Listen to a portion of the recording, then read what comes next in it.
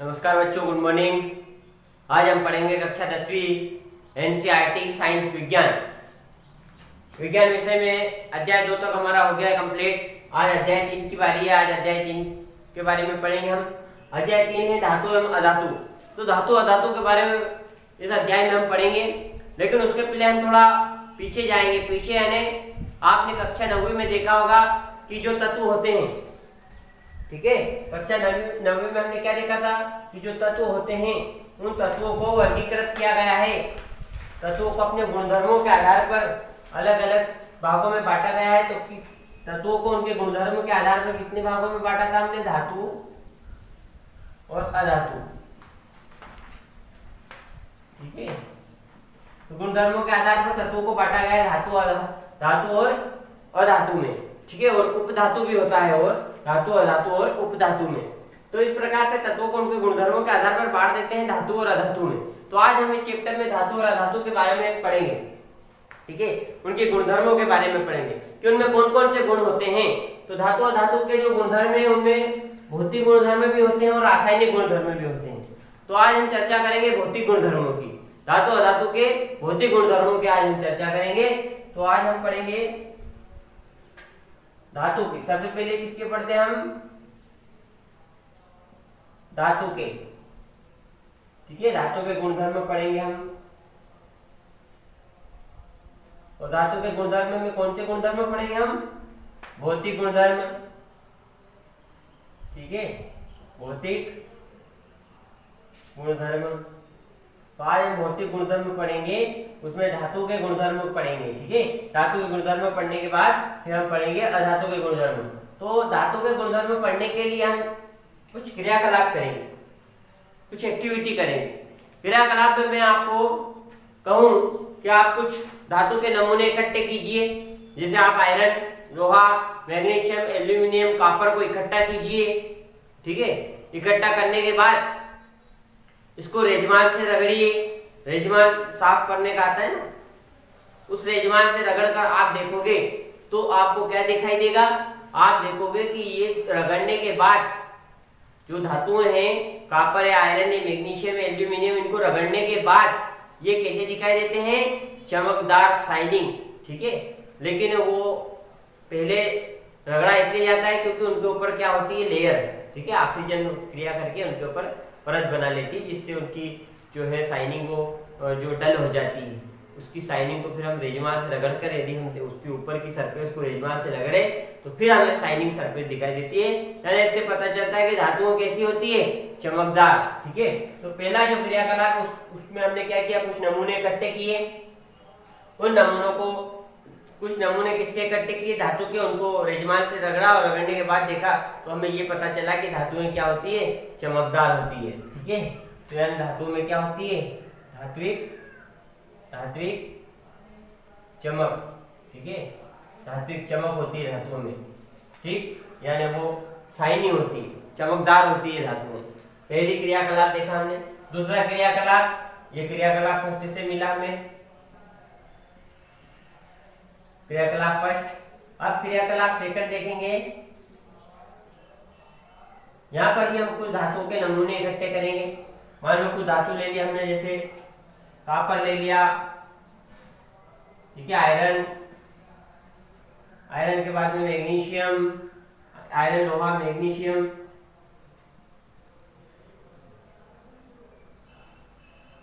Magnesium, ठीक है, copper, iron, magnesium और एल्यूमिनियम। तो ये कुछ हमने धातुएं ले ली, ठीक है। अब इन धातुओं को क्या करेंगे? हम एक प्लेट पे रख के चाकू से काट के देखेंगे, ठीक है। और भी लेंगे एक धातु, सोडियम भी ले लिया हमने। सोडियम को लेते समय थोड़ी सी सावधानी बरतनी हमें, ठीक है। इस सोडियम धातु को लेने में थोड़ी सावधानी बरतनी है। इसको थोड़ा सा हमें ले, जब इसको पेपर में लपेट दे, ठीक है, और लपेटने के बाद फिर इसको सावधानी से काटें। तो ये काटने पर हमें ये पता चलता है कि धातुएं जो होती है उनकी कठोरता सबकी अलग अलग होती है। कोई धातु चाकू से कटती नहीं है। आपके आयरन को, लोहे को चाकू से काट सकते हो नहीं, कॉपर को काट सकते हो नहीं, तो सब धातुएं जो होती है, लेकिन सोडियम को आसानी से काट देते हैं अपन चाकू से ये कट जाएगा। तो इससे ये पता चला क्रियाकलाप 2 से कि धातुएं जो होती है उनकी कठोरता क्या होती है, अलग अलग प्रकार की होती है। लेकिन अधिकतर धातुएं क्या होती है, कठोर होती है।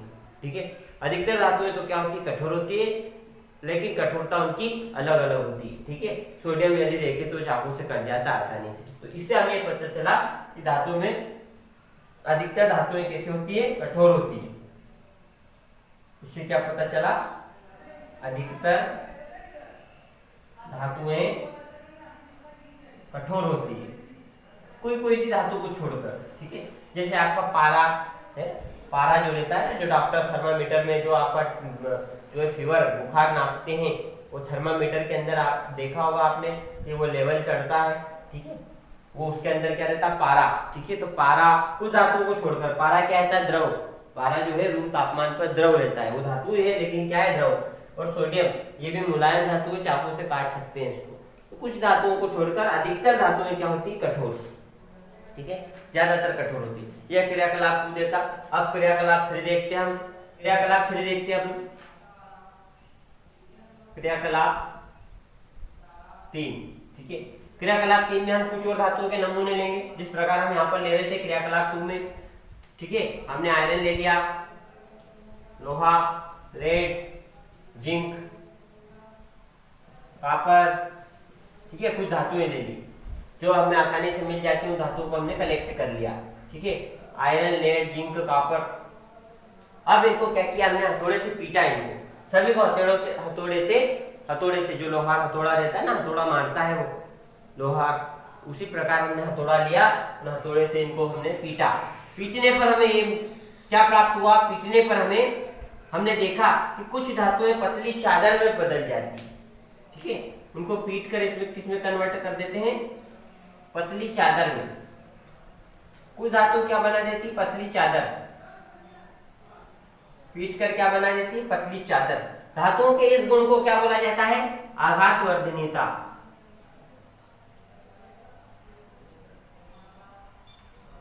ठीक है, आघातवर्धनीयता इस धातु के गुण को कहा जाता है। ठीक है, तो यह हमने देखा क्या क्या गुण मिले आपको। पहला हमने देखा कि धातुएं क्या होती है, धातुएं चमकदार होती है। दूसरे क्रियाकलाप से मिला अधिकतर धातुएं कठोर होती है, कुछ धातुओं को छोड़कर। तीसरे क्रियाकलाप से हमें पता चला कि धातुओं को पीटकर पतली चादर में बदला जा सकता है। ठीक है, उस गुण को आघातवर्धनीयता कहते हैं। ठीक है, आपने देखा होगा स्कूल में डेस्क पे बैठे होंगे ना, डेस्क पे देखा आपने ऊपर कितनी पतली चादर रहती है, वो डेस्क के ऊपर बिछा के रखते हैं, है ना, जो आप बैठते हो टेबल डेस्क उसके ऊपर, तो वो धातु ही है, धातु की ही बनी हुई है। ठीक है, और कई बार आपने एल्यूमिनियम फॉइल में आपने देखा होगा, एल्यूमिनियम की पतली चादर जो रहती है, उसमें पतली परत जो रहती है, उसमें रोटियां भी लपेटी जाती है। ठीक है, फूड मटेरियल्स उसके अंदर रखा जाता है। तो इस प्रकार से भोजन को करते हैं। तो इस प्रकार से हमने 3 क्रियाकलाप में 3 गुण धर्म देखे। आगे और क्रियाकलाप करते हैं और गुण धर्म देखते हैं इनके।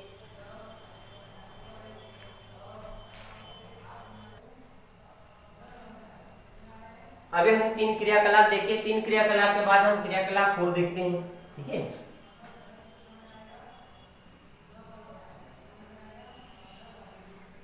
क्रियाकलाप 4। क्रियाकलाप 4 में हम कुछ धातु की सूची बनाते हैं।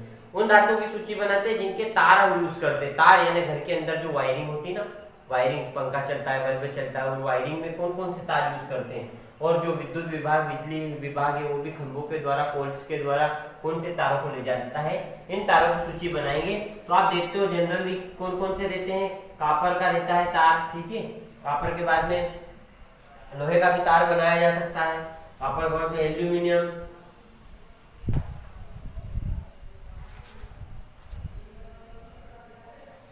ठीक है, एल्यूमिनियम, कॉपर। ठीक है, आयरन का भी बना देते हैं तार, देखा होगा आपने, आसपास वार फेंसिंग करते हैं खेत के। तो इस प्रकार से हम देख रहे हैं कि बहुत सारी धातुएं जिनके तार बनाए जा सकते हैं। ठीक है, और यही गुण धातुओं का क्या कहलाता है, तन्यता का गुण। इस गुण को क्या बोलते हैं, तन्यता का गुण, यानी धातुओं को खींचकर तार बनाया जा सकता है, उस गुण को बोलते हैं तन्यता। तो धातु में कौन सा गुण होता है, तन्यता का गुण होता है। और सबसे तन्य धातु कौन सी है, सोना। सोना सबसे अधिक तन्य धातु सबसे अधिक है भैया, इसको सबसे पतला तार बनाया जा सकता है इसके। सोना सबसे अधिक तन्य धातु है, ठीक है। इसके 1 ग्राम से 1 ग्राम से 1 ग्राम से कितना लंबा तार बनाया जा सकता है? 2 किलोमीटर, यानी 2 किलोमीटर लंबा तार 1 ग्राम सोने से बनाया जा सकता है। 2 किलोमीटर लंबा तार 1 ग्राम से। तो कितनी तन्य धातु है? बहुत तन्य धातु। कौन सी है? आपकी सोना सबसे तन्य धातु। उसके पहले हमने विद्युत क्रियाकलाप थी में आघात वर्धनीयता पढ़ी थी। तो सोना और चांदी में सबसे ज्यादा आघात वर्धनीयता पाई जाती है, ठीक है। इस प्रकार क्रियाकलाप 4 देखा हमने। अब क्रियाकलाप क्या देखेंगे हम? क्रियाकलाप 4 के बाद क्रियाकलाप 5, ठीक है। क्रियाकलाप 5 देखते हैं। क्रियाकलाप 5 में इस प्रकार से हम क्रियाकलाप को करेंगे, ठीक है। एक स्टैंड लेंगे, एक क्लैंप लिया, ठीक है। उसपे धातु का तार, धातु के तार में आप एल्यूमिनियम ले लीजिए। क्या लिया हमने? एल्यूमिनियम, ठीक है। एल्यूमिनियम का तार ले लिया, बर्नर ले लिया। बर्नर की सहायता से इस तार को क्या किया हमने? गर्म किया। यहाँ पर एक पिन रखी हमने, पिन, ये पिन है। पिन को मोम से हमने अटैच कर दिया। ये मोम है, मोम में चिपका कर मोम को इस धातु के तार से लगा दिया। अब हम क्या करेंगे? इस बर्नर से इसको गर्म करेंगे। तो गर्म करने के बाद आप देखते हैं, ठीक है, गर्म करने के बाद देखते हैं कि पिन जो है वो गिर जाती है और मोम पिघल जाती है, ठीक है।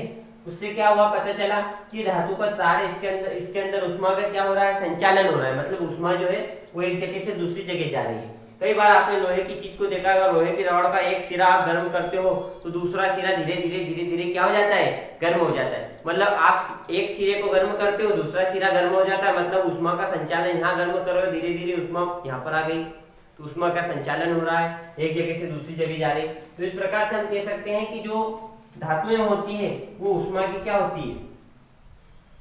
ऊष्मा की वो सुचालक होती है, ठीक है। तो धातुएं जो होती है ऊष्मा की सुचालक होती है। सबसे अच्छी धातु जो ऊष्मा की सुचालक होती है वो आपका है सोना, सॉरी, चांदी और कॉपर, तांबा, सबसे अच्छे सुचालक होते हैं ये।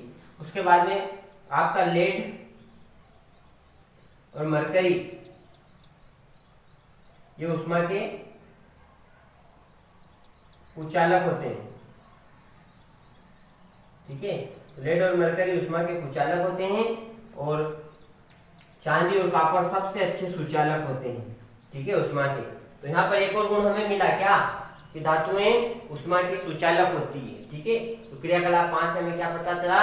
कि धातुएं ऊष्मा की सुचालक होती है, ठीक है। अब क्रियाकलाप 6 देखते हैं हम। क्रियाकलाप 5 तक देख लिए, क्रियाकलाप 6 हम देखते हैं। तो क्रियाकलाप 6 में हम इस प्रकार से अरेंजमेंट करेंगे। एक बैटरी ले ली हमने, उस बैटरी से 2 तार जोड़ दिए हमने, उन तारों में एक हमने बल्ब भी जोड़ दिया यहाँ पर। और यहाँ पर जो हम क्या करेंगे? धातु के टुकड़े लगाएंगे। क्या लगाएंगे? धातु के टुकड़े। कुछ धातु इकट्ठी कर लेंगे, उन धातुओं के टुकड़ों को इस जगह पे लगाएंगे। जैसे मान लो ये कोई धातु है, ठीक है, इसको हम यहाँ पर ऐसे जोड़ देंगे, ठीक। तो जोड़ने पर जिन जिन चीजों को जोड़ा जाएगा और जोड़ने पर यदि बल्ब जल रहा है तो हम समझ जाएंगे कि धातु विद्युत का संचालन कर रही है। वैसे यदि हम धातुओं को जोड़ेंगे यहाँ पर तो सारी धातुएं विद्युत का संचालन करती है और बल्ब जलेगा।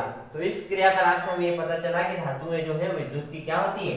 विद्युत की सुचालक होती है, विद्युत की सुचालक होती है, ठीक है।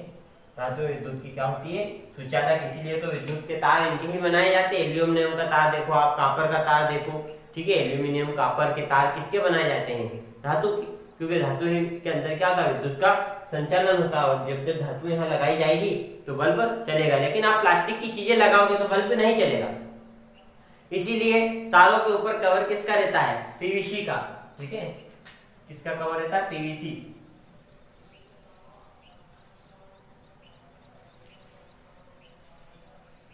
पॉलीवाइनिल, क्या बोलते हैं पीवीसी को? पॉलीवाइनिल क्लोराइड,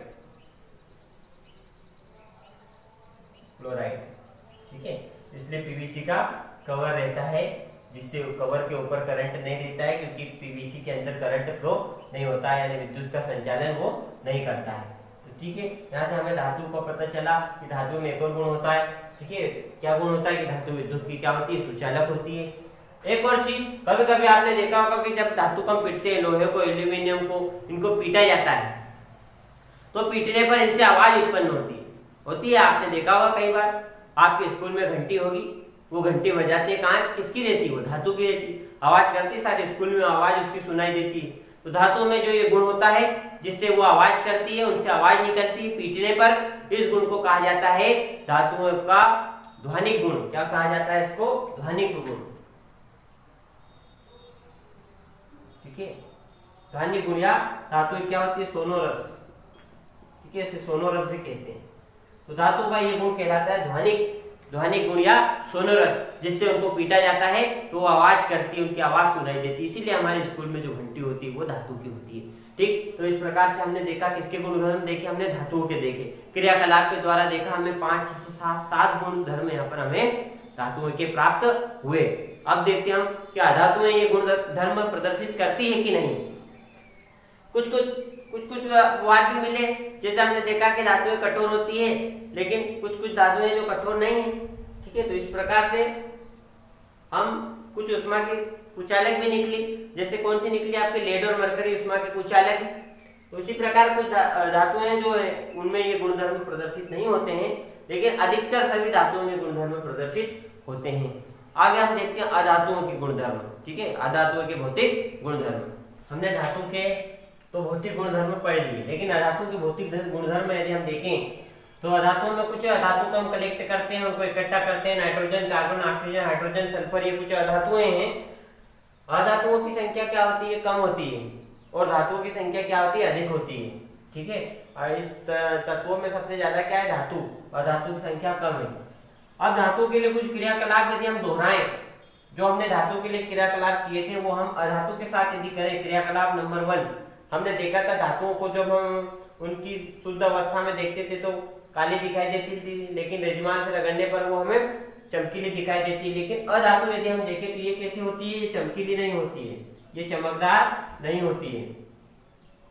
ठीक है, चमकदार नहीं होती है ये। ठीक है, दूसरी चीज क्रियाकलाप 4 देखें हम, तो क्रियाकलाप 4 में हमने लिस्ट तैयार की थी बहुत सारी धातुओं की, और उनको देखा था कि उनको तार बनाए जाते हैं उनके, लेकिन यहाँ पर इन धातुओं को किसी प्रकार से तार नहीं बनाए जाते हैं, यानी तन्यता का गुण नहीं होता है, तन्यता का गुण नहीं होता है यहाँ पर धातुओं में। ठीक है, धातुओं में होता है। क्रियाकलाप 6 में हमने देखा था कि जो धातुएं थी विद्युत की सुचालक थी, किंतु यहाँ पर यदि हम धातुओं को उस क्रियाकलाप के अनुसार यदि हम उनको चेक करें तो धातुएं क्या होती है, विद्युत की कुचालक होती है, विद्युत की कुचालक होती है। ठीक है,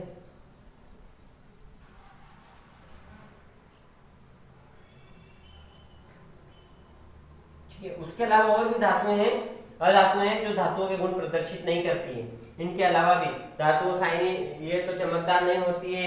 उसके अलावा धातु उष्मा की भी कुचालक होती है। उसके अलावा धातुओं में ध्वनिकता का गुण नहीं होता है, यानी उनको पीटने पर तो आवाज नहीं करती है। तो ये बहुत सारे गुण जो है वो अधातुएं धातुओं के गुण प्रदर्शित नहीं करती है। उसके बाद में धातुएं हमने देखा था, ये अधातुएं जो होती है वो कलर रंग बिरंगी होती है, चमकदार नहीं होती, रंग बिरंगी होती है।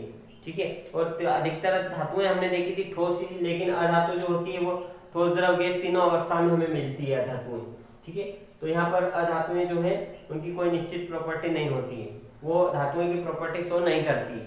इसके अलावा यदि हम कुछ महत्वपूर्ण बिंदु देखें, महत्वपूर्ण बिंदु यानी पारा एक धातु है, पारा एक क्या है, धातु है, किंतु पारा के अधिकतर धातुएं क्या रहती है, ठोस, लेकिन पारा जो है वो एक धातु है, वो कमरे के ताप पर क्या रहती है, द्रव, जिसको मरकरी कहते हैं ना, पारा को क्या कहते हैं, मरकरी, ये क्या रहता है, द्रव।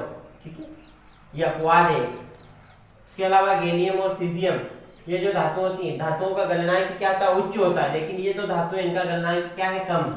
ठीक है, तो कम गलनांक वाली धातु आपके हथेली पे रखोगे तो पिघल जाएगी। उसके बाद में हम पढ़ते हैं कि अधातुएं चमकदार होती है, लेकिन आयोडीन एक अधातु है, लेकिन ये क्या है, चमकदार है।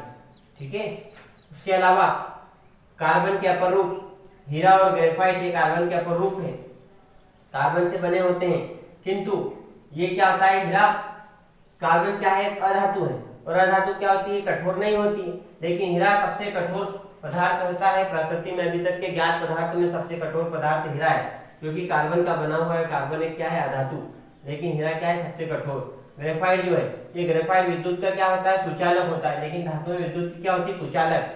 लेकिन ग्रेफाइट जो कि कार्बन का बना हुआ है, विद्युत का क्या होता है, सुचालक होता है। ठीक है, आपकी पेंसिल की नोक में होता है। सारी धातुएं जैसे लिथियम, सोडियम और पोटेशियम, हम धातुओं को क्या कहते हैं कि हार्ड होती है, कठोर होती है। ठीक है, हम चाकू से नहीं काट सकते, लेकिन लिथियम, सोडियम और पोटेशियम धातु ऐसी होती है, सारी धातुएं मुलायम, जिनको हम चाकू से आसानी से काट सकते हैं। ये कुछ महत्वपूर्ण बिंदु है जिन पे अधिकतर वस्तुनिष्ठ प्रश्न पूछे जाते हैं। ठीक है, और यहाँ पर हमने धातु और धातु के भौतिक गुणधर्म हमने देखे, और यहाँ पर भी प्रश्न पूछा जाता है कि धातु और अधातु के भौतिक गुणधर्म के आधार पर अंतर बताइए, ऐसा प्रश्न पूछा जाता है। इस प्रकार से हमने आज इतना पढ़ा। ठीक है, आपको समझ में आया होगा। यदि वीडियो अच्छा लगे तो लाइक कीजिए, शेयर कीजिए, सब्सक्राइब कीजिए। धन्यवाद, थैंक यू।